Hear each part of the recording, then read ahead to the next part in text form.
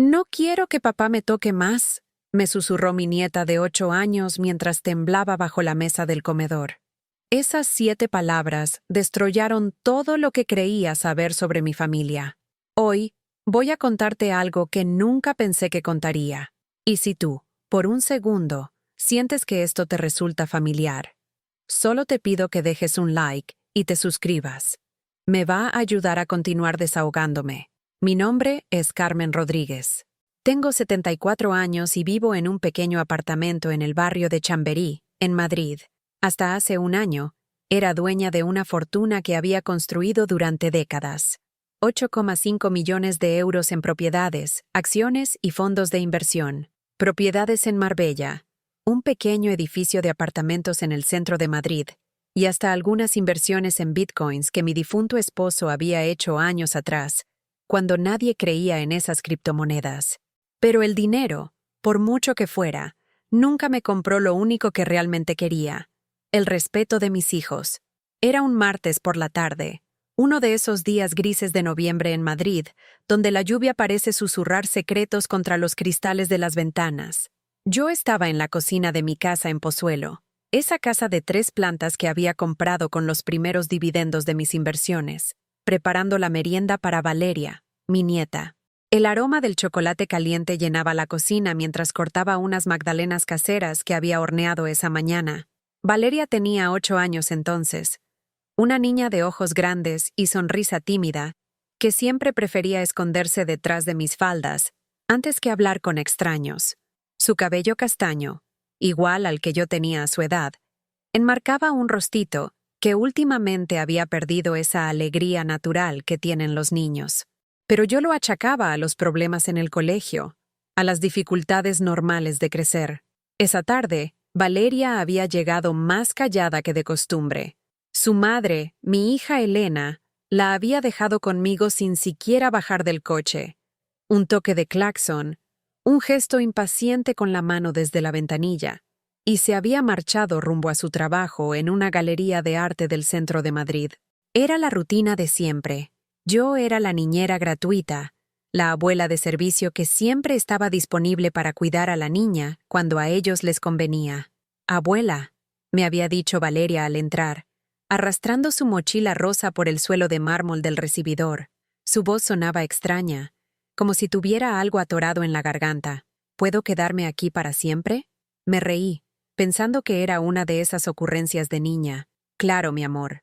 Esta siempre será tu casa», le dije, acariciando su cabeza mientras la ayudaba a quitarse el abrigo. Pero algo en sus ojos me inquietó.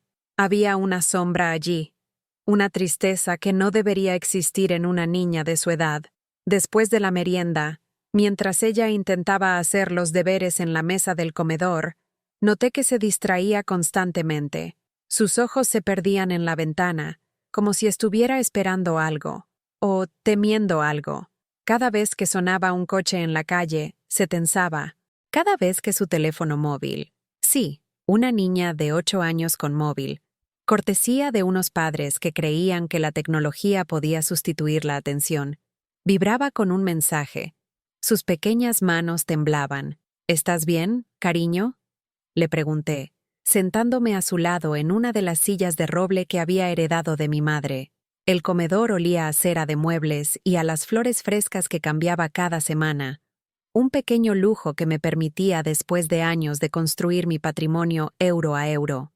Valeria asintió rápidamente, demasiado rápidamente, y volvió a concentrarse en sus sumas y restas.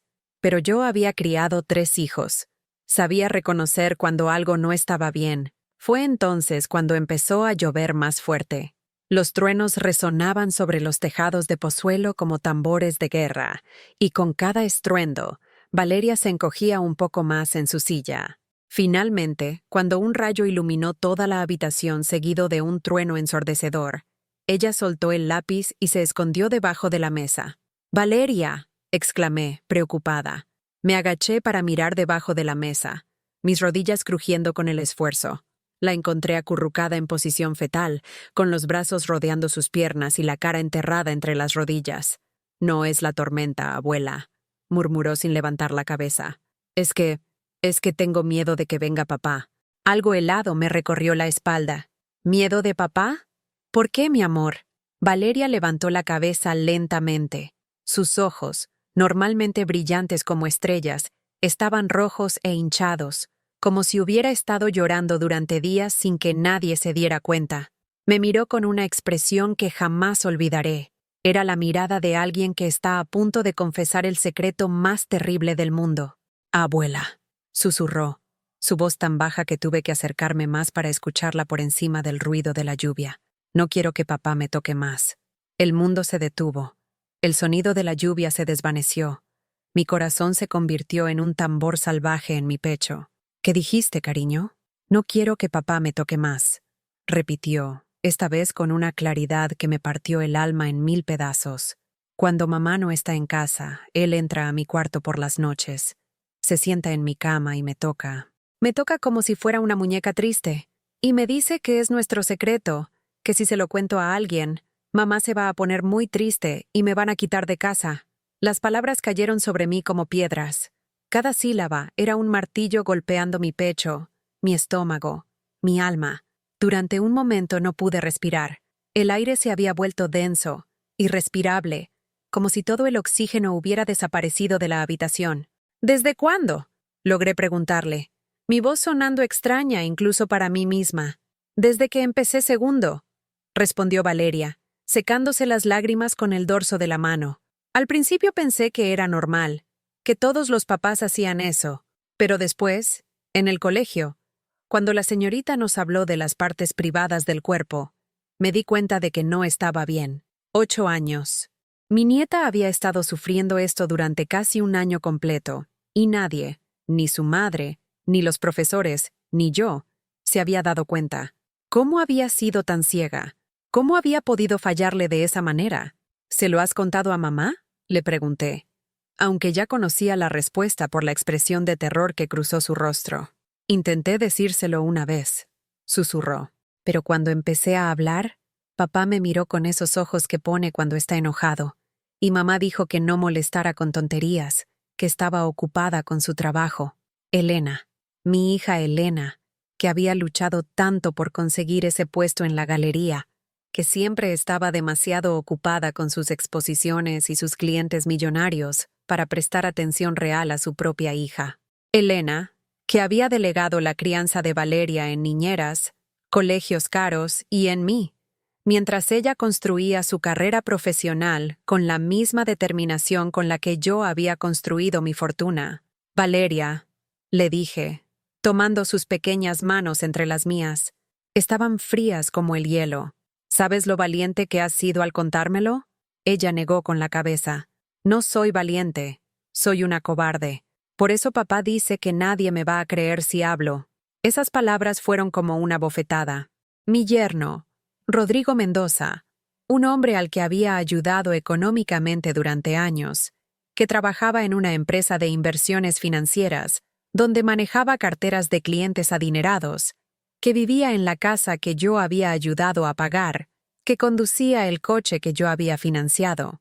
Ese hombre había estado abusando de mi nieta y amenazándola para que guardara silencio. En ese momento, bajo la mesa del comedor de mi casa en Pozuelo, mientras la lluvia seguía golpeando las ventanas y mi nieta temblaba en mis brazos, tomé la decisión más importante de mi vida.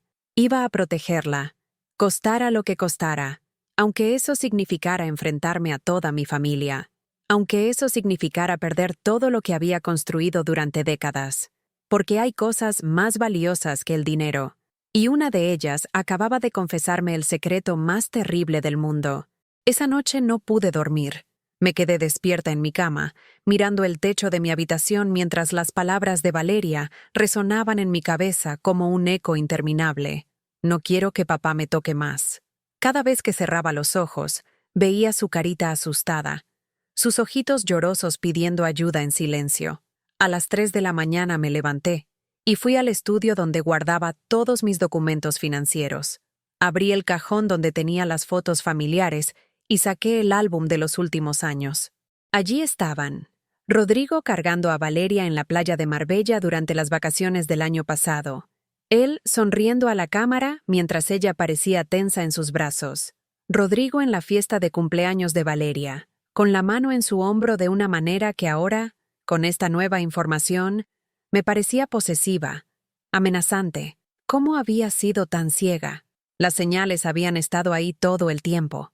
La forma en que Valeria se ponía rígida cuando él la abrazaba. Cómo siempre buscaba sentarse lejos de él en las cenas familiares. La vez que la encontré llorando en el baño después de que él la ayudara con la tarea en mi casa, y cuando le pregunté qué pasaba, solo me dijo que tenía dolor de barriga. Rodrigo Mendoza, un hombre de 42 años que trabajaba como asesor financiero en una empresa prestigiosa del centro de Madrid, siempre vestido con trajes caros, siempre hablando de sus clientes millonarios y sus inversiones exitosas. Un hombre que había sabido conquistar a mi hija Elena con su aparente estabilidad económica y sus promesas de futuro próspero. Recordé el día que Elena me lo presentó, hace ya 10 años. Yo acababa de vender una de mis propiedades en el centro por 2 millones de euros y estaba considerando diversificar mi patrimonio en fondos de inversión. Rodrigo se ofreció a ayudarme. Me habló de rendimientos y dividendos, de cómo podía hacer crecer mi dinero. Señora Carmen, me había dicho con esa sonrisa que ahora me daba náuseas. Con su capital inicial, podríamos crear una cartera de activos que le asegure un futuro espléndido para usted y para las próximas generaciones. Confié en él, no solo con mi dinero, sino con lo más preciado que tenía, mi familia. Durante años, Rodrigo había manejado parte de mis inversiones. Había sido él quien me convenció de comprar bitcoins cuando aún costaban pocos euros cada uno. Es el futuro, me decía. Las criptomonedas van a revolucionar el mundo financiero. Tenía razón, por supuesto. Mis bitcoins ahora valían cientos de miles de euros. Pero cada euro ganado se sentía sucio, manchado por la traición de quien me había ayudado a conseguirlo. También recordé todas las veces que habían venido a casa necesitando ayuda económica. Cuando compraron el apartamento y les faltaba dinero para la entrada, yo puse 200.000 euros sin dudar. Cuando Elena quiso abrir su galería de arte, yo financié la mayor parte del negocio. Cuando Rodrigo tuvo problemas con un cliente y necesitó cubrir algunas pérdidas, yo le presté 50.000 euros que nunca me devolvió. Es por la familia, me decía a mí misma cada vez que firmaba un cheque o transfería dinero a sus cuentas. Es por Valeria. Pero resultó que todo este tiempo, el hombre al que estaba ayudando económicamente estaba lastimando a mi nieta en secreto. El miércoles por la mañana, cuando Elena vino a buscar a Valeria para llevarla al colegio, traté de hablar con ella. Mi hija llegó con prisas, como siempre, con el pelo recogido en un moño despeinado y hablando por teléfono sobre una exposición que se inauguraba esa noche. Elena, le dije mientras ella revisaba que Valeria tuviera todo en su mochila. Necesito hablar contigo sobre algo importante. Mamá, ahora no, me respondió sin levantar la vista del teléfono. Llego tarde al trabajo y esta noche tengo la inauguración. Ya sabes lo importante que es esta exposición para la galería. Elena había heredado mi tenacidad para los negocios, pero desafortunadamente, también había heredado la tendencia a priorizar el trabajo sobre todo lo demás. A los 38 años, era una mujer exitosa en su campo, respetada en el mundo del arte madrileño, con contactos que incluían coleccionistas millonarios y artistas reconocidos internacionalmente. Pero como madre había delegado tanto en otros que parecía haberse desconectado de su propia hija. Elena, es sobre Valeria, insistí, bajando la voz para que la niña, que estaba desayunando en la cocina, no pudiera escucharnos. ¿Qué pasa con Valeria? ¿Está enferma?, me preguntó Elena, finalmente guardando el teléfono y mirándome con atención. No enferma, pero... dudé. ¿Cómo se le dice a una madre que su marido está abusando de su hija? ¿Cómo se pronuncian palabras tan terribles? Mamá, no tengo tiempo para adivinanzas. O me dices qué pasa o me voy, me dijo Elena con esa impaciencia que había desarrollado en los últimos años. Esa incapacidad para detenerse y realmente escuchar. Creo que Rodrigo está tocando a Valeria de manera inapropiada. Logré decir finalmente, las palabras saliendo de mi boca como cristales rotos. Elena se quedó inmóvil por un segundo. Luego se rió, una risa corta, seca, incrédula. ¿Qué? Mamá, ¿estás escuchando lo que dices? Elena, Ayer Valeria me contó que... ¡Basta!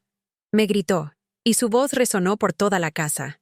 Desde la cocina escuché cómo Valeria dejaba caer la cuchara contra el plato. No puedo creer que estés diciendo algo así. Rodrigo es un hombre maravilloso, un padre dedicado, un esposo que me apoya en todo. Pero Elena, si me escucharas... ¡No! No voy a escuchar estas locuras. Me interrumpió otra vez, su rostro enrojecido de ira. Rodrigo trabaja día y noche para darnos una buena vida. Maneja carteras de inversión de millones de euros. Tiene la confianza de clientes importantes. ¿Y tú me vienes con estos chismes de vieja? Esas palabras me dolieron más que cualquier golpe físico. Chismes de vieja. Como si mi edad me descalificara automáticamente para proteger a mi nieta. Elena, por favor, solo escúchame. ¡Valeria! Gritó Elena hacia la cocina. Vamos, que llegamos tarde. Valeria apareció en el recibidor con su mochila, los ojos bajos, como si supiera exactamente de qué habíamos estado discutiendo. Cuando pasó junto a mí para dirigirse hacia la puerta, me susurró tan bajo que solo yo pude escucharlo. ¿No le dijiste, verdad, abuela? Mi corazón se rompió un poco más. Asentí ligeramente, y vi cómo sus pequeños hombros se relajaban apenas un poquito. Todavía tenía esperanza de que yo pudiera protegerla, de que yo pudiera arreglar esto. Elena se dirigió hacia la puerta con Valeria de la mano, pero antes de salir se dio vuelta y me miró con una dureza que no le conocía. Mamá, no sé qué está pasando contigo últimamente, pero estas fantasías tuyas están empezando a preocuparme. Tal vez deberías ir al médico. A veces, a tu edad, la mente empieza a... No terminó la frase, pero el mensaje era claro. Estaba sugiriendo que era senil, que estaba inventando cosas, que no podía confiar en mi propia percepción de la realidad. Y otra cosa, añadió antes de cerrar la puerta, no quiero que llenes la cabeza de Valeria con tus ideas raras. Es una niña impresionable. Se fueron. El silencio que quedó en mi casa era ensordecedor. Me quedé parada en el recibidor durante varios minutos, procesando lo que acababa de pasar. Mi propia hija no me había creído. Peor aún, me había tratado como si fuera una anciana delirante cuyas palabras no tenían valor alguno. Pero yo sabía lo que había visto en los ojos de Valeria. Yo sabía que mi nieta no estaba mintiendo. Y sabía que si no hacía algo, nadie más lo haría. Esa tarde, mientras ordenaba mis documentos financieros, encontré una carpeta que no había abierto en años. Contenía el testamento que había redactado 5 años atrás, cuando mi fortuna había alcanzado los 8 millones de euros. En ese documento, todo mi patrimonio quedaba dividido entre mis 3 hijos, Elena, Miguel y Roberto. Propiedades valoradas en millones, cuentas bancarias, inversiones en fondos, las bitcoins que ahora valían una fortuna, todo distribuido equitativamente entre ellos. También encontré los contratos de las propiedades que había comprado a nombres de mis hijos para evitar impuestos. El apartamento donde vivían Elena y Rodrigo estaba técnicamente a nombre de Elena, pero yo había pagado la hipoteca durante años. La casa de la playa en Marbella, valorada en más de 1 millón de euros, también estaba a nombre de Elena, aunque era yo quien se hacía cargo de todos los gastos de mantenimiento. Mientras revisaba estos documentos, una idea comenzó a formarse en mi mente. Una idea terrible y necesaria. Si mi familia no iba a proteger a Valeria, si iban a tratarme como a una anciana senil cuyas preocupaciones no merecían ser escuchadas, entonces tendría que usar la única arma que tenía, mi dinero. El dinero que había acumulado trabajando desde los 16 años. El dinero que había invertido sabiamente durante décadas. El dinero que había compartido generosamente con una familia que ahora se negaba a escucharme cuando más los necesitaba. Esa noche, llamé a mi abogado, Joaquín Morales, un hombre que había manejado mis asuntos legales durante más de 20 años. Joaquín, le dije cuando contestó el teléfono, necesito verte mañana. Es urgente. Por supuesto, señora Carmen. ¿Hay algún problema con las inversiones? No, respondí, mirando por la ventana de mi estudio hacia las luces de Madrid que brillaban en la distancia. Es sobre mi testamento. Quiero cambiarlo. Al otro lado de la línea, hubo un momento de silencio. ¿Estás segura? Es un documento que redactamos cuidadosamente hace unos años. Completamente segura, le dije, mi voz sonando más firme de lo que me sentía. Quiero cambiar todo. Colgué el teléfono y me quedé sentada en la oscuridad de mi estudio, rodeada de los documentos que representaban una vida entera de trabajo y sacrificio. Mañana comenzaría una guerra que nunca pensé que tendría que pelear. Una guerra contra mi propia familia. Pero por Valeria, estaba dispuesta a perderlo todo. El despacho de Joaquín Morales estaba en la calle Serrano, en uno de esos edificios antiguos de Madrid que respiran dinero y tradición. Mientras subía en el ascensor de hierro forjado, mis manos temblaban ligeramente. No era por la edad, era por la magnitud de lo que estaba a punto de hacer. Joaquín me recibió con su sonrisa paternal de siempre. Era un hombre de 60 años, cabello completamente blanco y gafas de pasta que le daban un aire distinguido. Había manejado los asuntos legales de mi familia durante décadas, desde que compré mi primera propiedad hasta las transacciones más complejas que habían construido mi patrimonio. «Carmen, qué alegría verte», me dijo, besándome en ambas mejillas. Aunque debo confesar que me tiene intrigado esto del testamento. Hace apenas 5 años redactamos uno muy completo. Me senté en la silla de cuero frente a su escritorio de caoba. Las paredes estaban cubiertas de libros de leyes y diplomas. Y desde la ventana se veía el bullicio de Madrid un jueves por la mañana. «Joaquín, lo que voy a decirte no puede salir de aquí», comencé, mi voz sonando más seria de lo habitual. «Por supuesto, el secreto profesional es sagrado». Le conté todo.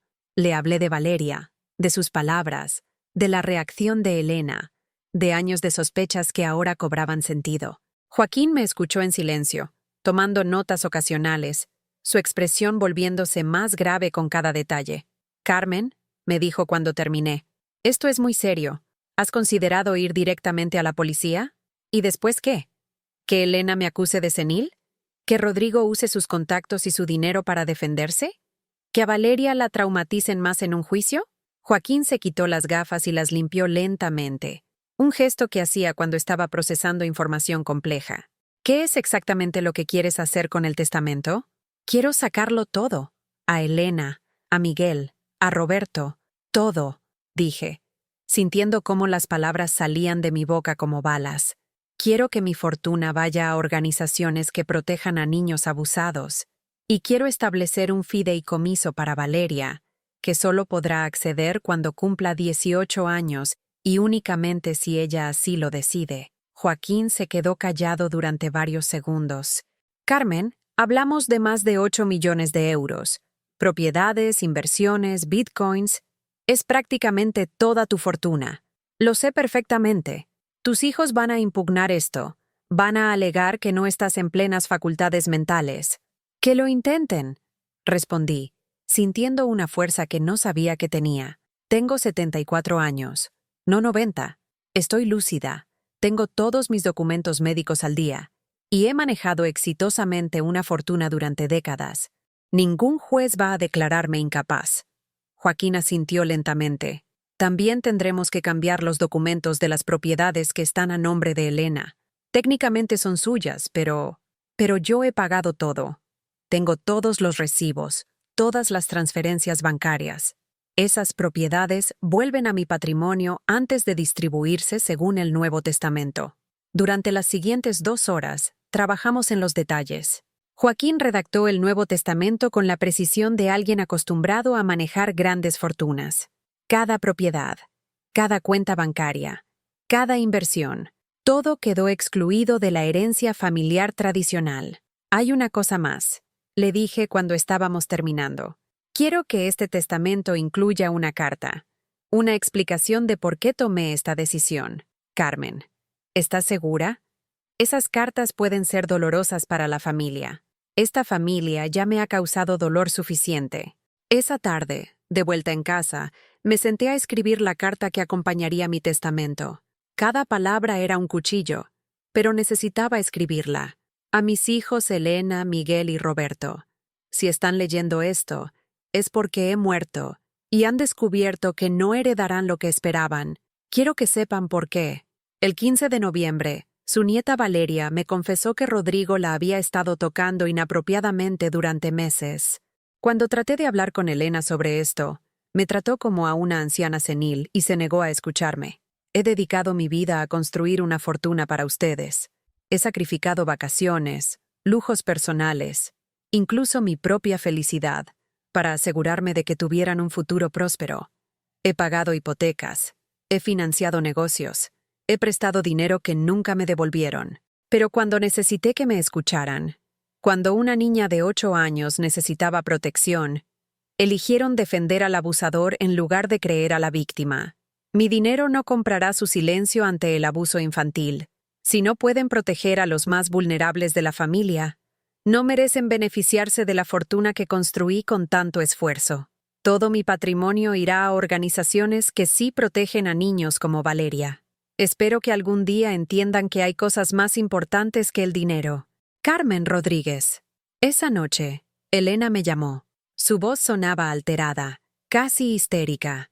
Mamá, ¿qué le dijiste a Valeria ayer? ¿Por qué? Pregunté, aunque algo en su tono me alertó.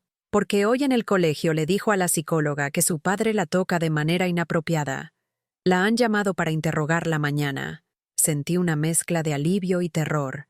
Valeria había encontrado el valor para hablar con alguien más. Elena, ¿no te parece que...? No, me gritó por teléfono. Tú le metiste esas ideas en la cabeza. Rodrigo está destrozado. Dice que va a demandar al colegio por difamación. ¿Y si fuera verdad? Le pregunté. ¿Y si tu hija te está pidiendo ayuda y tú no la escuchas? Valeria es una niña confundida. Tú la has manipulado con tus fantasías de anciana. Colgó el teléfono. Me quedé sentada en mi salón, mirando el teléfono inmóvil, sintiendo cómo se completaba mi aislamiento familiar.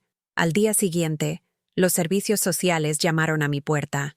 2 mujeres jóvenes, profesionales pero amables, querían hablar conmigo sobre mi nieta. Señora Rodríguez, somos del Departamento de Protección Infantil. Valeria González Mendoza nos ha contado que usted fue la primera persona a quien le confió que estaba siendo abusada sexualmente por su padre. Así es, confirmé, invitándolas a pasar. ¿Podría contarnos exactamente qué le dijo? Durante 1 hora, repetí cada detalle de aquella tarde bajo la mesa del comedor. Las trabajadoras sociales tomaron notas meticulosas, me hicieron preguntas específicas, evaluaron mi credibilidad como testigo. Señora Rodríguez, me dijo una de ellas antes de irse, quiero que sepa que Valeria va a ser entrevistada por especialistas en abuso infantil. Si se confirma lo que ella dice, habrá consecuencias legales serias. ¿Estará protegida? Haremos todo lo posible para garantizar su seguridad. Esa misma tarde, Elena apareció en mi casa sin avisar. Traía consigo a Rodrigo, y por primera vez en años, vi miedo real en los ojos de mi yerno. Carmen, me dijo Rodrigo con esa voz controlada que usaba en sus reuniones de negocios. Creo que ha habido un malentendido terrible. No hay ningún malentendido, le respondí, manteniéndome de pie aunque mis piernas temblaban. Mire, sé que a veces las niñas fantasean, inventan historias. Continuó, pero había algo desesperado en su tono. Valeria es muy imaginativa. Probablemente vio algo en la televisión y... Rodrigo, lo interrumpí, mi voz saliendo más fuerte de lo que esperaba. Valeria me contó detalles que una niña de 8 años no puede inventar. Elena se acercó a mí con los ojos rojos de llorar. Mamá, por favor. Rodrigo es un buen hombre. Maneja fondos de inversión millonarios. Tiene la confianza de familias importantes de Madrid. ¿Por qué iba a arriesgar todo eso? Porque los abusadores no discriminan por clase social o éxito profesional. Le dije, mirándola directamente a los ojos. Fue entonces cuando Rodrigo perdió la compostura. Su máscara de hombre respetable se desplomó, y vi al verdadero monstruo debajo. Escúcheme bien, vieja entrometida, me dijo, acercándose tanto que pude sentir su aliento. Si sigue con esta campaña de difamación, voy a hacer que la declaren incapaz mental. Tengo abogados, tengo contactos, tengo dinero suficiente para enterrarla legalmente. Y yo tengo más dinero que tú, le respondí con una calma que me sorprendió. Y también tengo abogados. Y sobre todo, tengo la verdad. Elena se interpuso entre nosotros. Basta ya, Rodrigo, vámonos. Antes de salir, Elena se volvió hacia mí con una expresión que nunca había visto en su rostro. Era odio puro. Mamá, has destruido a mi familia. Espero que estés satisfecha. Se fueron, pero sus amenazas quedaron flotando en el aire de mi casa. Esa noche, mientras revisaba una vez más mi Nuevo Testamento, sonó el teléfono. Era un número que no reconocía. ¿Señora Carmen Rodríguez? Sí, soy la doctora Patricia Ruiz, psicóloga forense especializada en abuso infantil. He entrevistado a su nieta Valeria esta tarde. Mi corazón se detuvo. ¿Y? Señora Rodríguez, quiero que sepa que Valeria es una niña muy valiente. Su testimonio es consistente, detallado y creíble. Mañana por la mañana se expedirá una orden de alejamiento contra Rodrigo Mendoza y se abrirá una investigación criminal formal. Colgué el teléfono y por primera vez en semanas lloré, pero no de tristeza. Lloré de alivio, de justicia, de saber que finalmente alguien había escuchado a mi nieta. Al día siguiente, Elena me llamó gritando tanto que tuve que alejar el teléfono de mi oído. ¡Lo arrestaron! Arrestaron a Rodrigo en su oficina, delante de todos sus clientes. Su carrera está arruinada. Y todo por culpa tuya. ¿No? Le dije tranquilamente. Todo por culpa de él. Te vas a arrepentir de esto, mamá. Te juro que te vas a arrepentir. Y colgó. Pero yo ya no tenía miedo. El dinero que había acumulado durante toda mi vida finalmente iba a servir para algo realmente importante. Proteger a una niña inocente y demostrar que la justicia existe, aunque a veces tarde en llegar. Durante las siguientes 2 semanas, mi casa se convirtió en una fortaleza sitiada. Elena no volvió a hablarme, pero sus hermanos Miguel y Roberto aparecieron como buitres oliendo carroña. Habían escuchado rumores sobre el arresto de Rodrigo, sobre los servicios sociales, sobre problemas familiares que podrían afectar su futura herencia. Miguel llegó un martes por la tarde con su esposa Cristina y sus 2 hijos adolescentes. Él era mi hijo del medio, un ingeniero de 45 años que trabajaba para una empresa de construcción en Bilbao. Siempre había sido el más calculador de mis hijos, el que convertía cada visita familiar en una oportunidad de negocio. Mamá, me dijo mientras Cristina servía café en mi cocina sin pedir permiso, como si ya fuera la dueña de la casa. Estamos preocupados por ti. ¿Preocupados por mí o por su herencia? Le pregunté directamente. Miguel se removió incómodo en su silla. Elena nos contó lo que está pasando. Dice que estás confundida. Elena dice muchas cosas últimamente. Mamá, tienes que entender que acusar a Rodrigo de eso es muy serio, intervino Cristina con esa voz melosa que usaba cuando quería algo. Rodrigo maneja carteras de inversión muy importantes. Su reputación es fundamental para su trabajo. ¿Y la seguridad de Valeria no es importante? Por supuesto que sí, dijo Miguel rápidamente. Pero hay que estar seguros de que realmente pasó algo y no son imaginaciones de una niña o influencias externas. La acusación implícita era clara. Ellos también creían que yo había manipulado a Valeria. Mira, mamá, continuó Miguel, sacando unos papeles de su maletín. He estado investigando un poco. Hay residencias muy buenas en Madrid, lugares donde puedes tener cuidado especializado, donde no tendrás que preocuparte por estas cosas complicadas. ¿Me estás sugiriendo que me vaya a un geriátrico? No es un geriátrico, mamá. Son residencias de lujo. Mira este folleto, dijo, extendiéndome un catálogo brillante. Piscina, jardines, actividades programadas. Y nosotros nos haríamos cargo de administrar tus bienes para que no tengas que lidiar con el estrés financiero. Ahí estaba, la verdadera razón de su visita. Querían que firmara un poder notarial que les diera control sobre mi fortuna. Miguel, le dije, devolviendo el folleto sin abrirlo. Tengo 74 años, no 94. Estoy perfectamente capacitada para tomar mis propias decisiones. Pero mamá, esta situación con Rodrigo, la policía, los servicios sociales, está afectando tu juicio, insistió Cristina. Necesitas ayuda profesional. Esa noche, después de que se fueran con las manos vacías y caras largas, recibí una llamada de Roberto, mi hijo menor. Roberto vivía en Barcelona, donde tenía una empresa de marketing digital que había financiado, como no, con un préstamo de 300.000 euros que yo le había dado hace 5 años. Mamá, Miguel me contó lo que pasó hoy. me dijo Roberto con esa voz preocupada que había perfeccionado desde la adolescencia. Creo que no entiendes lo serio que es esto. ¿Lo serio que es proteger a mi nieta? ¿Lo serio que es acusar falsamente a alguien de abuso sexual? Me corrigió. Mamá, Rodrigo es inocente hasta que se demuestre lo contrario. Y mientras tanto, Elena está sufriendo. Los niños están confundidos. Y toda la familia está destruida. La familia se destruyó sola cuando decidieron no escuchar a una niña de 8 años. Valeria está confundida. ¡Es una niña!, me gritó Roberto, perdiendo la paciencia. ¿Y si se está inventando todo porque vio algo en la televisión? ¿Y si alguien le metió esas ideas en la cabeza? El alguien éramos Miguel, Elena y ahora Roberto. Todos estaban convencidos de que yo había manipulado a Valeria para inventar una historia de abuso. Roberto, le dije con una calma que me costó mucho mantener, si no eres capaz de creer que una niña puede decir la verdad sobre algo tan terrible, entonces no eres el hombre que creí haber criado. Mamá, por favor, piensa en lo que estás haciendo. Estás destruyendo a tu propia familia por una fantasía. Colgué el teléfono. Al día siguiente, apareció en mi puerta una mujer que no conocía. Era rubia, de unos 50 años, vestida con un traje caro y llevando un maletín de cuero. Se presentó como licenciada Patricia Vázquez, abogada especializada en derecho de familia.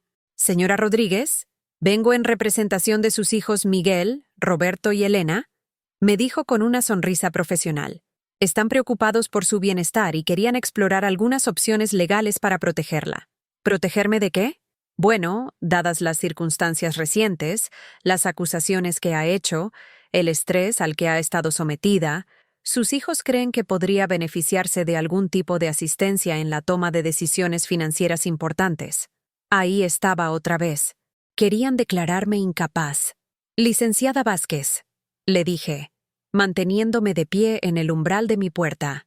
Mis hijos pueden contratar todos los abogados que quieran, pero van a descubrir que una mujer que ha construido una fortuna de más de 8 millones de euros a partir de nada no se deja intimidar fácilmente. La sonrisa de la abogada vaciló ligeramente. Señora Rodríguez, nadie quiere intimidarla. Solo queremos asegurar que esté protegida y que tome decisiones informadas. Ya tomé mi decisión más informada, le dije. Cambié mi testamento. Sus clientes no van a heredar ni un euro. Esta vez la sonrisa desapareció completamente. ¿Perdón? Lo que oyó. Mi fortuna irá a organizaciones que protejan a niños como mi nieta. Mis hijos pueden gastarse todo el dinero que quieran en abogados, pero no van a cambiar esa decisión. La licenciada Vázquez se quedó callada durante varios segundos, procesando la información. Luego sacó una grabadora del bolsillo de su chaqueta. Señora Rodríguez, ¿me permitiría hacerle algunas preguntas para evaluar su estado mental actual? No, le dije, y le cerré la puerta en las narices. Esa misma tarde, Joaquín Morales me llamó al teléfono. Carmen, tus hijos han contratado a Esteban and Asociados. Es uno de los bufetes más caros de Madrid. ¿Y? Van a impugnar el testamento. Van a alegar incapacidad mental, influencia indebida, deterioro cognitivo. Que lo intenten. Carmen, van a pedir una evaluación psiquiátrica obligatoria. Pueden conseguir una orden judicial. Sentí un escalofrío. ¿Pueden hacer eso? Si convencen a un juez de que hay dudas razonables sobre tu capacidad mental, sí. Y tienen argumentos. Las acusaciones contra Rodrigo, el cambio radical del testamento, tu edad. Joaquín, ¿tú crees que estoy loca? Por supuesto que no. Pero en los tribunales no siempre gana quien tiene la razón, sino quien tiene mejor estrategia legal. Esa noche no pude dormir. Me quedé despierta pensando en lo que significaría que me declararan incapaz. No solo perdería el control de mi dinero, también perdería cualquier credibilidad como testigo en el caso contra Rodrigo.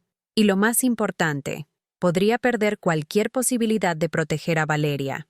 A las 3 de la mañana tomé una decisión. Si mis hijos querían guerra, la tendrían. Pero yo también sabía jugar sucio. Al día siguiente, contraté al bufete Mendoza & Partners, los abogados más agresivos de Madrid en casos de derecho de familia. Le expliqué mi situación a la socia principal, Marta Mendoza, una mujer de 60 años conocida por no perder nunca un caso importante. Señora Rodríguez, me dijo después de escuchar toda la historia, sus hijos van a descubrir que atacar a una mujer con su patrimonio y su historial de decisiones financieras acertadas es más difícil de lo que piensan. ¿Qué necesita de mí? Primero, una evaluación psiquiátrica voluntaria. Vamos a demostrar que está en perfectas condiciones mentales antes de que ellos puedan sugerir lo contrario. Hecho. Segundo, necesito todos los registros de los préstamos y ayudas financieras que les ha dado a sus hijos durante los años. Vamos a demostrar que ha sido una benefactora generosa, no una víctima manipulable. Los tengo todos. Y tercero, continuó Marta, vamos a presentar una demanda preventiva por acoso y coacción contra sus hijos. Están intentando intimidarla para que cambie decisiones legales legítimas.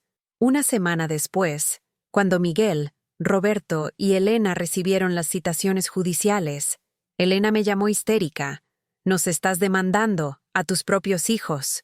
Solo me estoy defendiendo, le respondí tranquilamente. Mamá, esto es una locura. Rodrigo sigue en la cárcel, yo no tengo dinero para pagar abogados. Los niños están traumatizados. ¿Y cómo crees que se siente Valeria? Valeria está bien. Está en casa de mi suegra. Está siendo cuidada.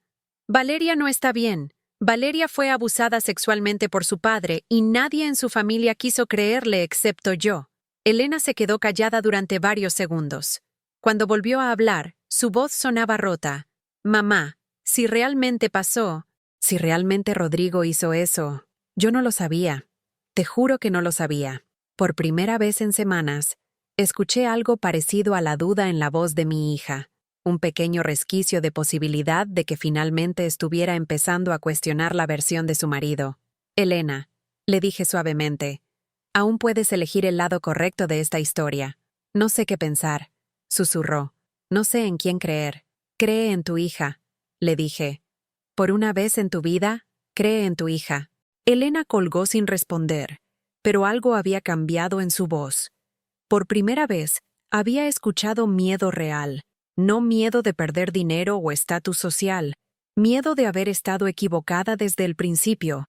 La evaluación psiquiátrica que había solicitado voluntariamente se realizó en la consulta del doctor Fernando Álvarez, uno de los psiquiatras forenses más respetados de Madrid. Durante 3 horas, el doctor me sometió a pruebas de memoria, razonamiento lógico, orientación temporal y capacidad de juicio. Resolvíamos problemas matemáticos complejos, analizábamos escenarios hipotéticos, repasábamos mi historial de decisiones financieras. Señora Rodríguez, me dijo al final de la sesión, sus resultados son perfectos. De hecho, su capacidad de análisis financiero está por encima del promedio para cualquier edad. Ha demostrado durante décadas una gestión ejemplar de un patrimonio considerable. Una semana después, recibí el informe oficial. La paciente presenta plenas facultades mentales, capacidad de juicio intacta, memoria excelente y criterio financiero superior. No existe evidencia alguna de deterioro cognitivo o influenciabilidad patológica. Con ese documento en la mano, me dirigí al juzgado donde mis hijos habían presentado su demanda de incapacitación. Marta Mendoza, mi abogada, había organizado una vista preliminar para presentar las pruebas de mi competencia mental. El juzgado estaba en la calle Capitán Aya, en uno de esos edificios modernos que parecen diseñados para intimidar a la gente común. Cuando llegué, encontré a mis 3 hijos sentados en la sala de espera con su abogada. Miguel llevaba su mejor traje. Roberto parecía nervioso. Y Elena evitaba mirarme directamente. «Buenos días», les dije al pasar junto a ellos. Solo Roberto murmuró una respuesta. Miguel y Elena me ignoraron completamente. La jueza, María Dolores Ruiz, era una mujer de unos 50 años con fama de ser extremadamente meticulosa en casos de derecho de familia. Había revisado todo el expediente antes de la audiencia.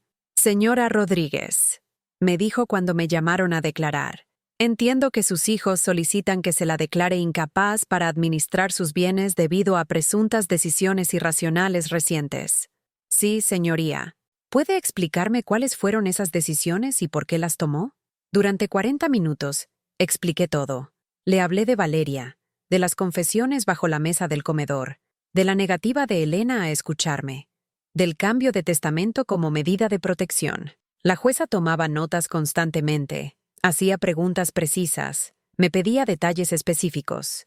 Señora Rodríguez, me preguntó finalmente, ¿es consciente de que al cambiar su testamento está desheredando a sus hijos de una fortuna considerable? Completamente consciente, señoría. Son más de 8 millones de euros en propiedades, inversiones, fondos y criptomonedas. ¿Y mantiene esa decisión después de reflexionar sobre las consecuencias? La mantengo. Un niño abusado vale más que cualquier fortuna. Cuando terminé de declarar, la abogada de mis hijos presentó sus argumentos. Habló de mi edad, del trauma de las acusaciones contra Rodrigo, de la influencia de los servicios sociales, de decisiones irracionales que ponían en riesgo el patrimonio familiar. Pero cuando Marta Mendoza presentó el informe psiquiátrico, los registros de mis inversiones exitosas de los últimos 20 años, y las pruebas de que había aumentado mi patrimonio de 2 millones a más de 8 millones durante la última década, el argumento de mis hijos se desplomó. Señoría, dijo Marta, una mujer que ha multiplicado por 4 su patrimonio en 10 años no puede ser declarada incapaz por tomar una decisión moral difícil, pero perfectamente lógica. La jueza deliberó durante 15 minutos. Cuando volvió, su veredicto fue claro. Desestimo la demanda de incapacitación. La señora Carmen Rodríguez está en plenas facultades mentales y tiene derecho absoluto a disponer de su patrimonio como considere apropiado. Salí del juzgado sintiéndome victoriosa, pero la guerra familiar estaba lejos de terminar. Esa misma tarde, Elena apareció en mi casa sin avisar. Llegó sola, sin Miguel o Roberto, sin abogados. Su rostro estaba hinchado de llorar y había perdido peso. Por primera vez en meses, parecía vulnerable, humana. «Mamá», me dijo cuando abrí la puerta, «necesito hablar contigo». La invité a pasar. Nos sentamos en el salón donde tantas veces habíamos compartido café y conversaciones cuando ella era más joven, cuando aún me respetaba, cuando aún éramos familia. «Fui a ver a Valeria», me dijo sin preámbulos. «Está en casa de mis suegros. La he estado visitando todas las tardes desde que arrestaron a Rodrigo». «¿Cómo está?» «Confundida, asustada. Pregunta por ti constantemente». Sentí una punzada en el pecho. «¿Y tú qué le dices?» Elena se quedó callada durante varios segundos, jugando con sus manos. Al principio le decía que la abuela estaba enferma, que estaba diciendo cosas que no eran verdad. Esas palabras me dolieron, pero no las interrumpí. Pero después, continuó Elena, su voz comenzando a quebrarse. Empecé a hacer preguntas diferentes. Le pregunté sobre las noches cuando yo trabajaba tarde en la galería. Le pregunté sobre los baños, sobre los momentos a solas con Rodrigo. Mi corazón se aceleró. ¿Y qué te dijo? Me contó cosas, mamá. Cosas específicas, detalles que una niña de 8 años no puede inventar. Elena comenzó a llorar. Me habló de las palabras exactas que él le decía, de cómo la amenazaba, de los lugares donde la tocaba. Se derrumbó completamente, llorando con esos sollozos desgarradores que salen desde el alma. Me levanté y la abracé, sintiendo cómo temblaba entre mis brazos. «Mamá, tenías razón», susurró contra mi hombro. «Tenías razón y yo no te escuché. No escuché a mi propia hija. Elena, soy una madre terrible. Dejé que ese monstruo abusara de mi hija durante meses, y cuando mi propia madre trató de protegerla, la acusé de loca. La abracé más fuerte. Elena, no lo sabías. Debería haberlo sabido. Soy su madre. Debería haber visto las señales». Tenía razón, pero recriminárselo ahora no iba a ayudar a nadie. Lo importante era que finalmente había abierto los ojos. «¿Qué vas a hacer ahora?», le pregunté. Elena se separó de mí y se secó las lágrimas. «Primero, voy a colaborar completamente con la fiscalía. Voy a testificar contra Rodrigo. Voy a asegurarme de que pague por lo que le hizo a Valeria. ¿Y después? Después voy a divorciarme. Voy a conseguir la custodia completa de Valeria. Y voy a pasar el resto de mi vida intentando compensar el daño que le hice». Durante las siguientes horas, Elena me contó todo lo que había descubierto. Rodrigo había estado manipulándola durante años, aislándola de mí, convenciéndola de que yo era una entrometida que quería controlar sus vidas.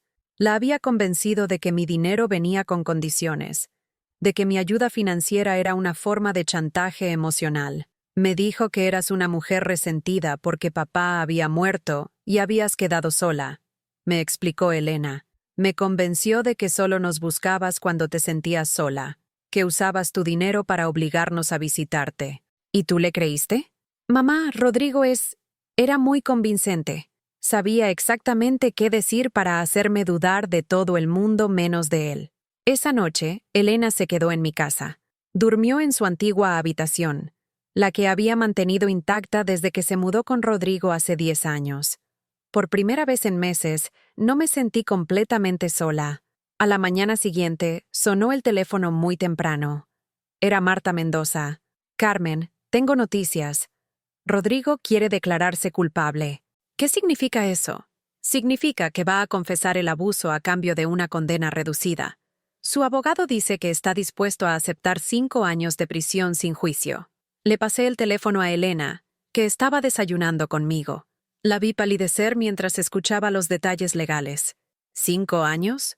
Preguntó cuando colgó. ¿Solo 5 años por lo que le hizo a Valeria? Es mejor que nada, le dije. Y significa que Valeria no tendrá que testificar en un juicio público. Pero 5 años. Elena, el sistema judicial no es perfecto, pero lo importante es que Rodrigo va a tener antecedentes penales. Nunca más podrá acercarse a niños sin supervisión. Esa tarde, Miguel y Roberto aparecieron en mi casa otra vez. Pero esta vez venían con una actitud diferente. Se habían enterado de que Elena había cambiado de bando, de que iba a testificar contra Rodrigo, de que ya no los apoyaba en la batalla por mi herencia. «Mamá», me dijo Miguel, sentándose en mi sofá como si fuera el dueño de la casa, «creo que ha llegado el momento de que hablemos como adultos. Te escucho». Elena está obviamente traumatizada por lo que pasó con Rodrigo. No está pensando con claridad. Pero nosotros sí. ¿Y qué es lo que piensan con tanta claridad? Roberto se inclinó hacia adelante. Pensamos que cambiar tu testamento fue una reacción emocional comprensible, pero imprudente. Mamá, somos tus hijos. Esta fortuna que construiste nos pertenece por derecho. ¿Por derecho? Repetí, sintiendo cómo la rabia comenzaba a hervir en mi pecho. Por derecho de sangre, confirmó Miguel. Trabajaste toda tu vida para dejarnos algo. ¿Vas a tirar todo eso por la borda por una situación que ni siquiera te afecta directamente? ¿Una situación que no me afecta? Estamos hablando de mi nieta. Estamos hablando de 8 millones de euros, me corrigió Roberto.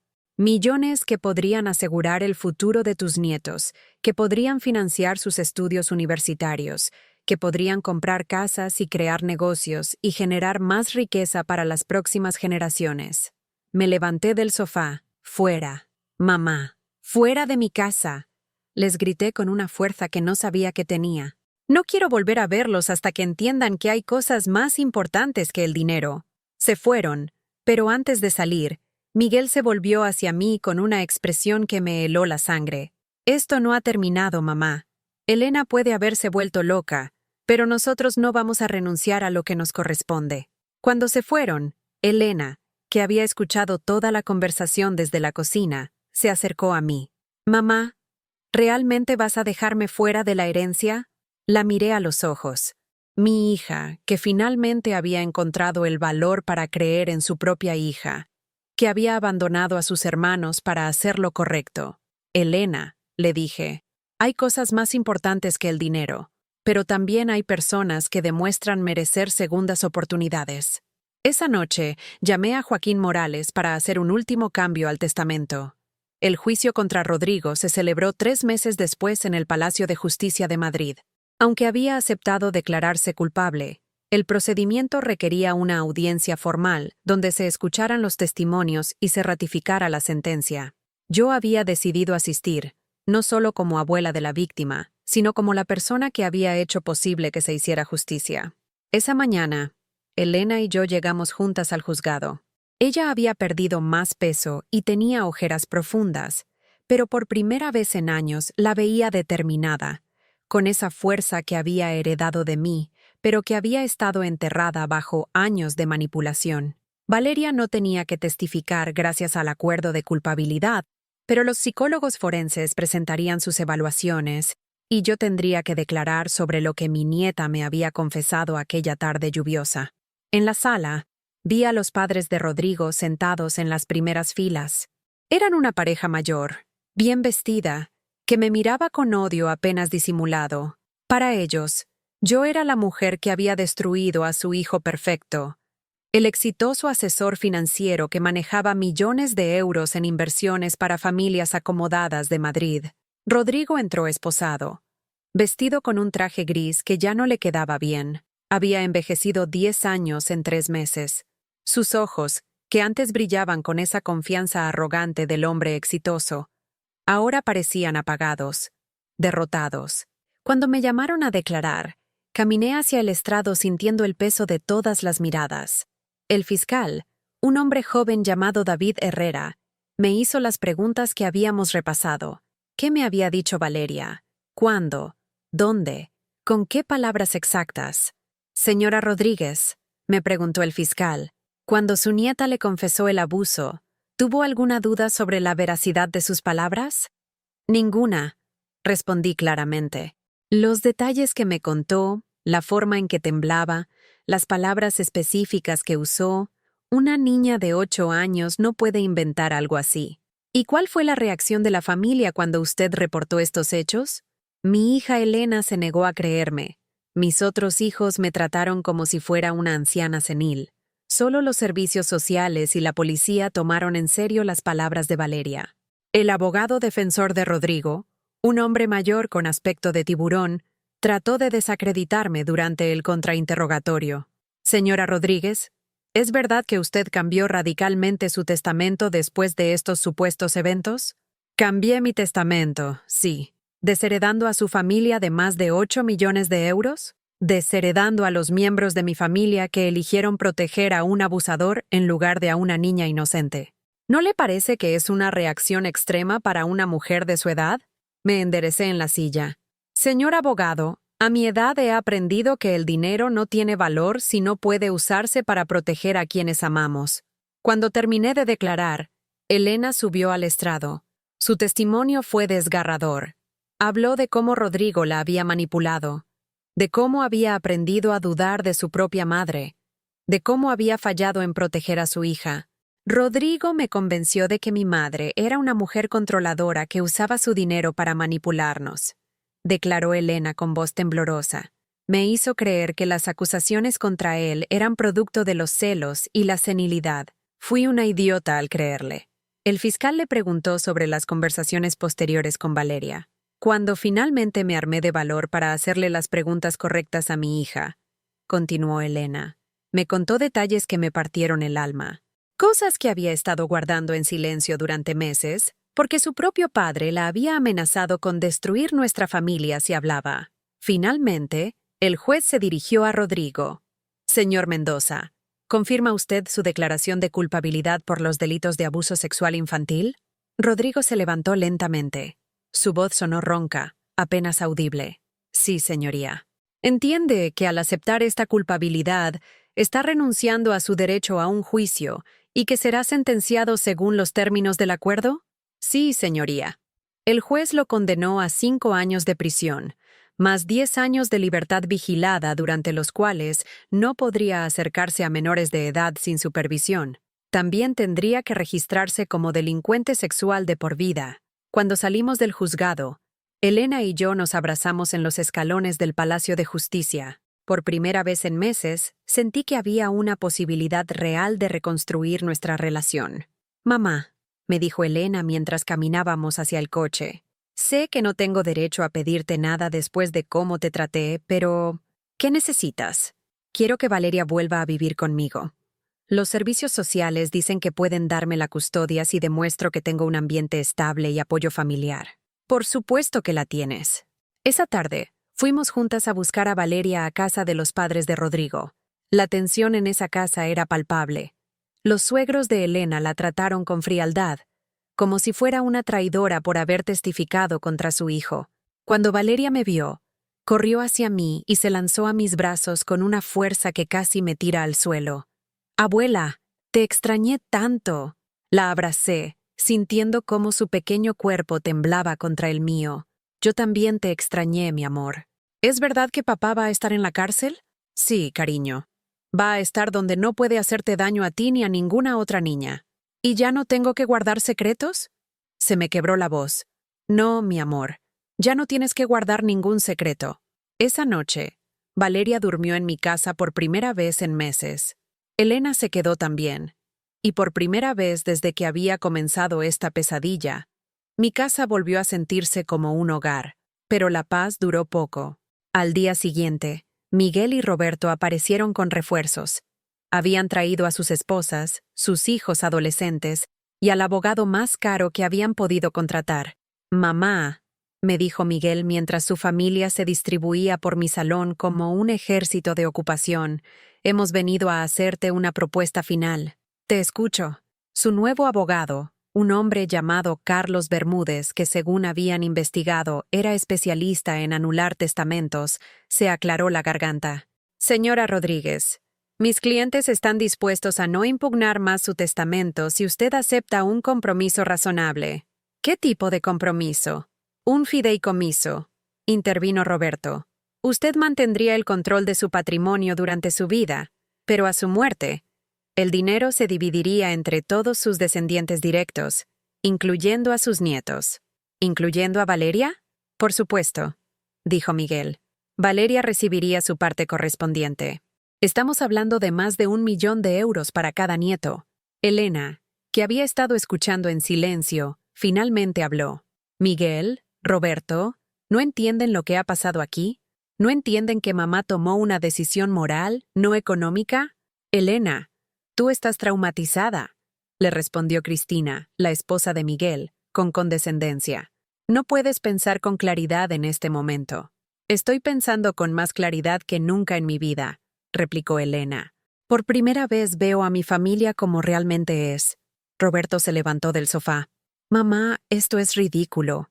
Somos tu sangre. Hemos sido buenos hijos. ¿Vas a castigarnos por algo que hizo Rodrigo?» «No los estoy castigando por lo que hizo Rodrigo», les dije, sintiendo cómo la rabia volvía a hervirme en el pecho.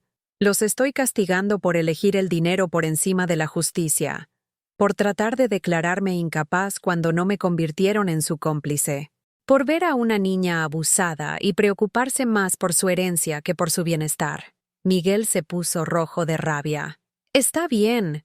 Si quieres la guerra, la tendrás. Vamos a impugnar cada decisión que hayas tomado. Vamos a demostrar que Elena te ha manipulado para cambiar el testamento». «¡Miguel!», gritó Elena, levantándose también. «¡Basta ya!». «No, Elena. Tú la has envenenado contra nosotros. Antes de todo este drama, mamá nos quería a todos por igual. Mamá nos quería», le respondió Elena. «Pero nosotros solo la queríamos por su dinero». Esas palabras cayeron sobre la habitación como una bomba. Todos se quedaron callados, porque todos sabían que Elena había dicho la verdad. El abogado Carlos Bermúdez trató de reconducir la situación. «Señoras, señores, creo que las emociones están muy alteradas. Propongo que nos tomemos un tiempo para...». «No», lo interrumpí, levantándome con toda la dignidad que pude reunir. «No necesito tiempo. Mi decisión está tomada». Miré a Miguel y Roberto, a sus esposas, a sus hijos que me miraban como si fuera un obstáculo entre ellos y una fortuna que consideraban suya por derecho. «Quiero que todos salgan de mi casa ahora mismo. Y no quiero volver a verlos hasta que entiendan que en esta familia, proteger a los inocentes es más importante que proteger el patrimonio». Se fueron en tropel, murmurando amenazas legales y hablando de recursos judiciales. Pero yo ya no tenía miedo.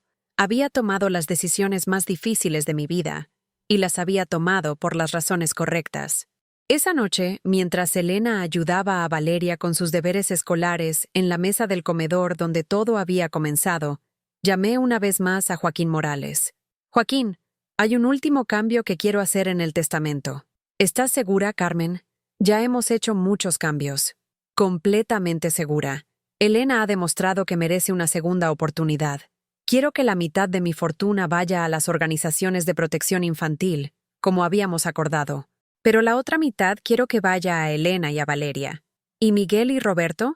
Miré hacia el comedor, donde mi hija estaba ayudando a mi nieta con las matemáticas, donde finalmente había vuelto a construirse algo parecido a una familia normal. Miguel y Roberto han hecho su elección, le dije. Ahora tendrán que vivir con las consecuencias. 6 meses después del juicio, mi vida había encontrado un ritmo que no conocía desde hacía años. Elena se había mudado a un apartamento cerca de mi casa en Pozuelo, un lugar pequeño pero luminoso, donde Valeria tenía su propia habitación decorada con dibujos de mariposas que había hecho en terapia. Mi nieta asistía a sesiones semanales con una psicóloga infantil especializada en trauma y aunque aún tenía pesadillas ocasionales, su sonrisa había vuelto.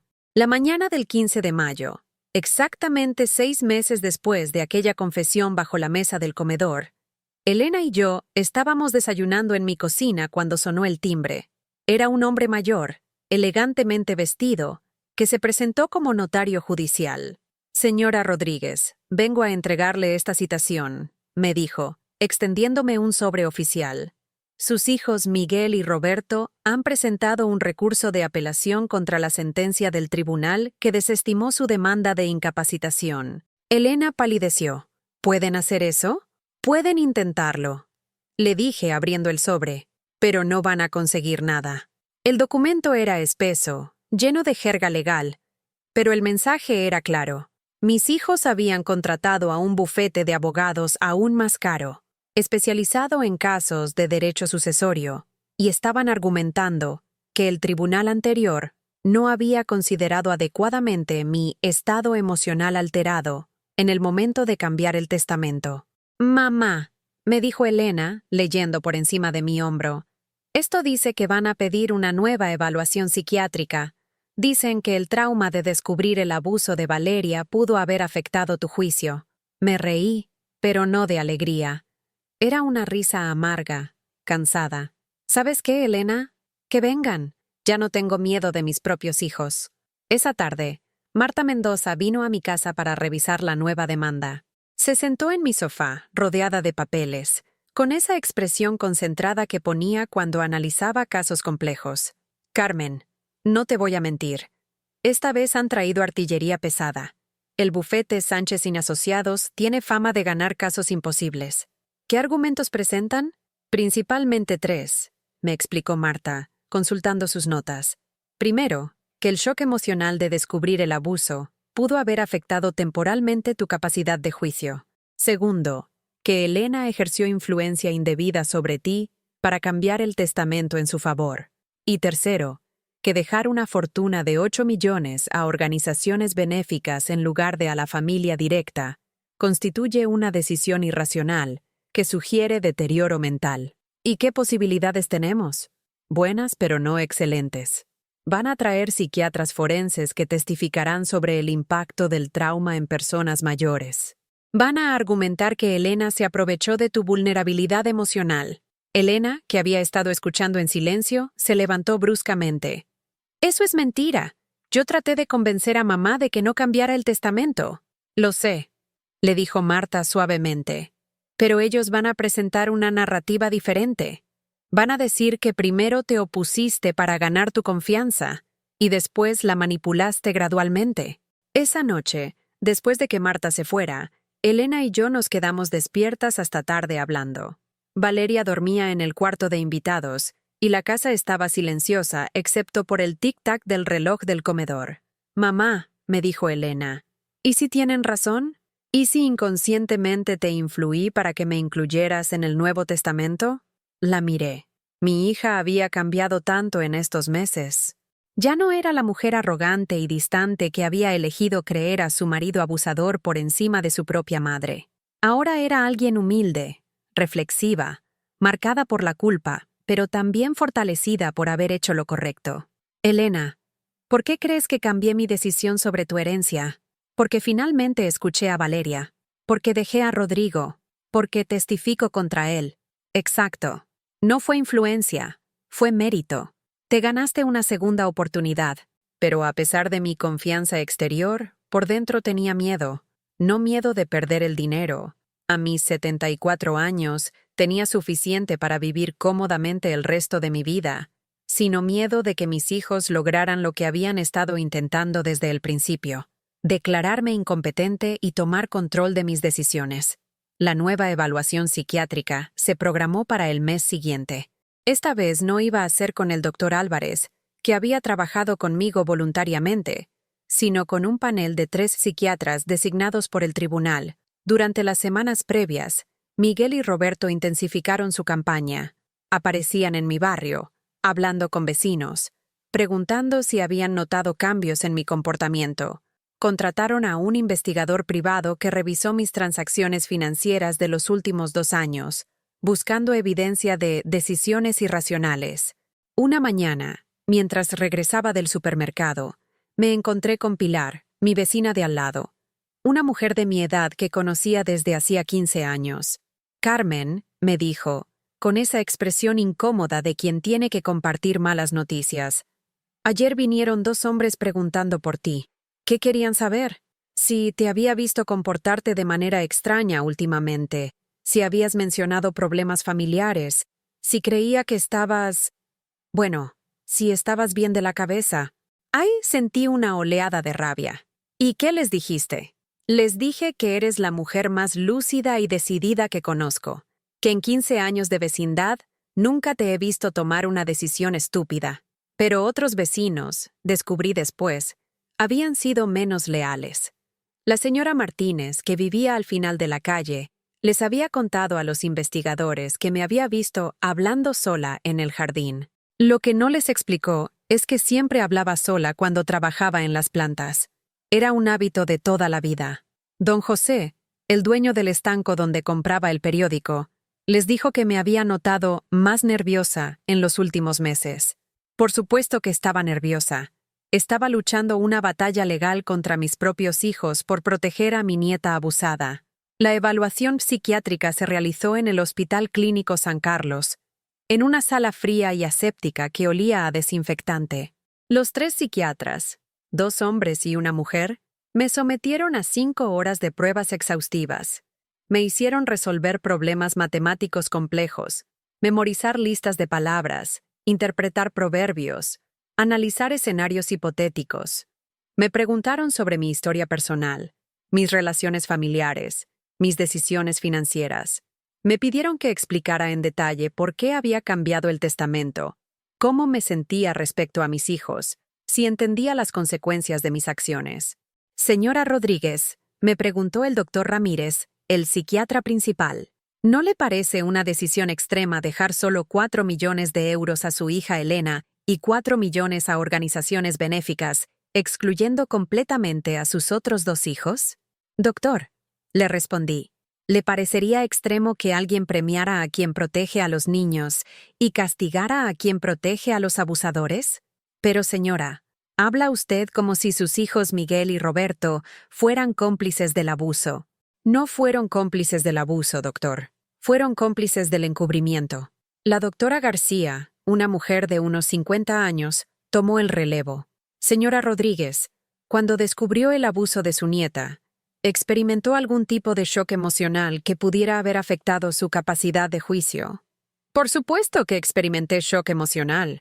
Cualquier abuela normal lo habría experimentado. ¿Y es posible que ese shock la llevara a tomar decisiones precipitadas?» «Doctora, cambié mi testamento 3 meses después de descubrir el abuso. Tuve tiempo suficiente para reflexionar, pero durante esos 3 meses estuvo bajo considerable estrés. Su hija Elena cambió completamente su versión de los hechos. Usted estaba en conflicto con toda su familia. Había procedimientos legales en curso». «Exacto. Y en medio de todo ese caos, tomé la decisión más clara de mi vida: proteger a una niña inocente». El doctor Medina, el más joven de los 3, hizo las preguntas finales. «Señora Rodríguez, ¿entiende usted que al excluir a Miguel y Roberto de su herencia, está privando también a sus nietos de una herencia considerable?» «Doctor, los nietos de Miguel y Roberto van a heredar de sus padres. Mis hijos han tenido décadas para construir su propio patrimonio. Si no lo han hecho, No es mi responsabilidad compensar su falta de previsión. ¿Y si hubiera una forma de proteger a Valeria sin castigar al resto de la familia? Me quedé callada durante varios segundos, pensando en la pregunta. Doctor, durante meses traté de hablar con mi familia sobre lo que le estaba pasando a Valeria. Nadie me escuchó. Mis hijos trataron de declararme incapaz por creer a una niña abusada. ¿Qué tipo de protección esperaría usted que ofreciera una familia así? Cuando terminó la evaluación, me sentía agotada, pero no derrotada. Había respondido todas las preguntas con honestidad. Había defendido mis decisiones con lógica. Había demostrado que entendía completamente las consecuencias de mis acciones. 2 semanas después, recibí los resultados. Los 3 psiquiatras habían llegado a la misma conclusión. Estaba en plenas facultades mentales. Entendía perfectamente las implicaciones de mis decisiones. Y aunque había experimentado estrés emocional por la situación familiar, este estrés no había comprometido mi capacidad de juicio. La paciente demuestra un razonamiento moral consistente, decía el informe. Sus decisiones testamentarias, aunque inusuales, están basadas en criterios éticos claros y reflejan una comprensión cabal de las circunstancias familiares. Cuando Marta me leyó el informe por teléfono, sentí como si me hubieran quitado un peso de 500 kilos de los hombros. Carmen, me dijo Marta, creo que podemos estar tranquilas. Con este informe, será muy difícil que Miguel y Roberto consigan anular tu testamento. Pero mis hijos no se dieron por vencidos. Su siguiente movimiento fue aún más desesperado y cruel. Presentaron una demanda criminal contra Elena, acusándola de influencia indebida y manipulación de persona mayor. Cuando Elena recibió la citación, se derrumbó en mi cocina. Mamá, van a acusarme de haberte manipulado. Pueden meterme en la cárcel. Elena, eso no va a pasar. Pero ¿y si tienen razón? ¿Y si subconscientemente te influí? ¿Y si todo esto es culpa mía? La abracé, sintiendo cómo temblaba entre mis brazos. Elena, ¿sabes cuál es la diferencia entre manipulación e influencia positiva? No. La manipulación busca beneficio personal a costa de otros. La influencia positiva busca hacer lo correcto aunque cueste caro. Tú me ayudaste a hacer lo correcto.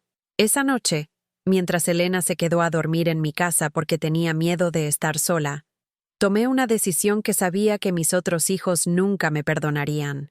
Llamé a Joaquín Morales una última vez. Joaquín, quiero hacer un último cambio al testamento. Carmen, ¿no crees que ya hemos hecho suficientes cambios? Este va a ser el definitivo. Quiero establecer una cláusula de no impugnación. ¿Qué tipo de cláusula? Si algún heredero impugna este testamento, pierde automáticamente cualquier derecho a la herencia. Todo su dinero va también a las organizaciones benéficas. Carmen, eso significa que si Miguel y Roberto continúan con los procedimientos legales, significa que Elena se quedará con toda la herencia familiar, no solo con la mitad. Joaquín se quedó callado durante varios segundos.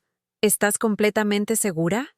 Miré hacia el cuarto de invitados, donde Elena y Valeria dormían juntas, mi hija protegiéndose mutuamente de las pesadillas que aún las visitaban ocasionalmente. Completamente segura, le dije. Mis hijos van a aprender que hay decisiones que tienen consecuencias permanentes. El día que Miguel y Roberto recibieron la notificación sobre la cláusula de no impugnación, aparecieron en mi casa como una tormenta furiosa. Era un sábado por la mañana, y Elena estaba en el jardín ayudando a Valeria a plantar unas flores que habíamos comprado la tarde anterior. Mi nieta había desarrollado una fascinación por la jardinería desde que empezó la terapia. Su psicóloga decía que cuidar plantas la ayudaba a sentir que tenía control sobre algo que podía crecer y florecer. «¡Abre la puerta, mamá!», gritó Miguel, golpeando con furia. «Sabemos que estás ahí». Abrí la puerta y me encontré con mis 2 hijos, sus esposas, y el abogado Carlos Bermúdez, todos con caras de absoluta indignación. «¿Es verdad?», me preguntó Roberto sin siquiera saludarme. «¿Es verdad que si continuamos con la apelación perdemos todo?». «Es verdad», confirmé tranquilamente. «Esto es chantaje», gritó Miguel, empujando la puerta para entrar sin permiso. «Es manipulación pura y dura». «No», le respondí, manteniéndome firme en el umbral. «Es una consecuencia. Durante un año entero han tratado de declararme incapaz, de robarme mi derecho a decidir sobre mi propio dinero, de silenciar a una niña abusada. Ahora tienen que elegir. Aceptan mi decisión y conservan su dignidad. O continúan peleando y pierden absolutamente todo. Cristina, la esposa de Miguel, se adelantó con los ojos llorosos. Carmen, por favor, piensa en nuestros hijos. Son tus nietos también. ¿Van a pagar ellos por los errores de sus padres? Tus hijos van a heredar de ustedes, le dije. Si Miguel no les ha dejado nada, no es mi problema. Carlos Bermúdez trató de intervenir con su voz profesional.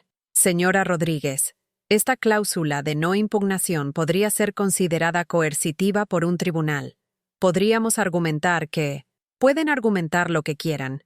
Lo interrumpí.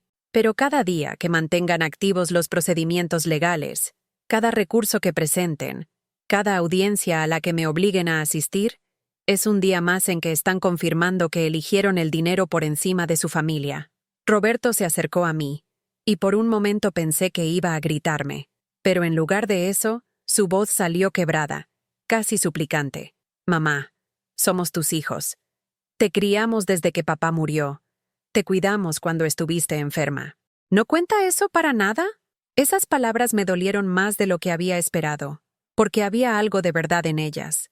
Miguel y Roberto habían sido buenos hijos en muchos aspectos. Habían venido a visitarme regularmente. Habían estado presentes en cumpleaños y navidades.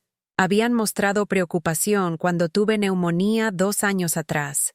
Pero también habían venido siempre con las manos extendidas.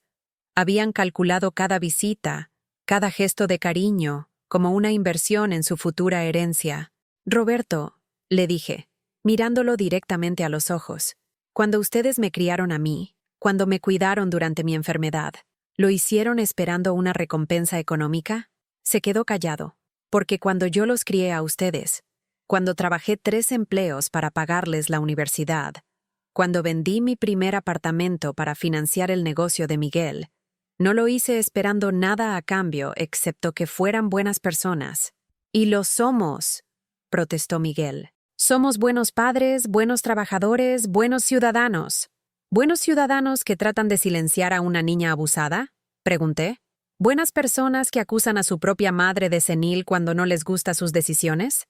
Fue entonces cuando Elena salió del jardín, con Valeria de la mano.